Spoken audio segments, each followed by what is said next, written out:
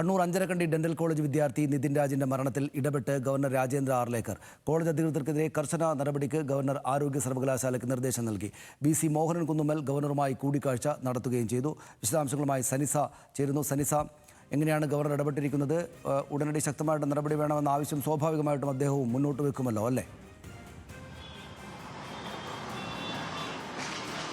സനീഷ്, ഈ Kannur Anjarakandy dental college ആരോഗ്യ സർവകലാശാലയിൽ അഫിലിയേറ്റഡ് ആണ്. ഇതിന്റെ ഭാഗമായിട്ടാണ് ഇന്നലെ മോഹനൻ കുന്നുമ്മൽ ആരോഗ്യ സർവകലാശാല വി.സി. മോഹനൻ കുന്നുമ്മൽ നിതിൻ രാജിന്റെ കുടുംബത്തെ സന്ദർശിച്ചിരുന്നു.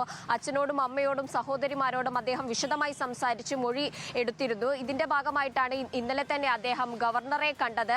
ഗവർണറെ കണ്ട് അദ്ദേഹം പ്രാഥമിക റിപ്പോർട്ട്, ചാൻസലറായിട്ടുള്ള ഗവർണർക്ക് പ്രാഥമിക റിപ്പോർട്ട് കൈമാറുകയായിരുന്നു.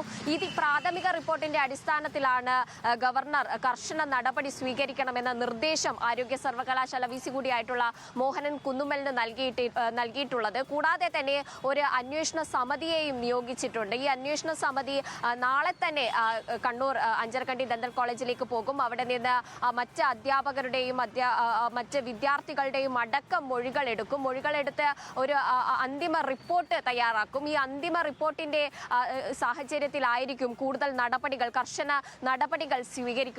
നിലവിൽ ഈ രണ്ട് അധ്യാപകരും, ഡോക്ടർ റാബും ഡോക്ടർ സംഗീതയും സസ്പെൻഷനിൽ തുടരുന്ന ഒരു സാഹചര്യമാണ്. ഇരുവർക്കെതിരെയും കേസും എടുത്തിട്ടുണ്ട്. ഈ ഒരു സാഹചര്യത്തിൽ അന്തിമ റിപ്പോർട്ട് വരുന്നതോടെ, കൂടുതൽ മൊഴികൾ രേഖപ്പെടുത്തി അന്തിമ റിപ്പോർട്ട് വരുന്നതോടെ കർശനമായ നിലപാട് ഇവർക്കെതിരെ സ്വീകരിക്കാൻ തന്നെയാണ് ആരോഗ്യ സർവകലാശാലയും നിലപാടെടുത്തിരിക്കുന്നത്.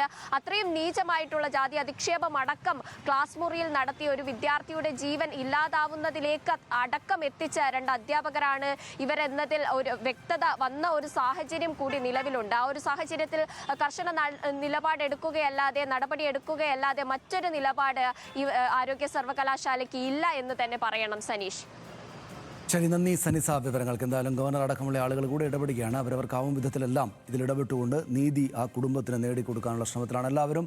നമുക്ക്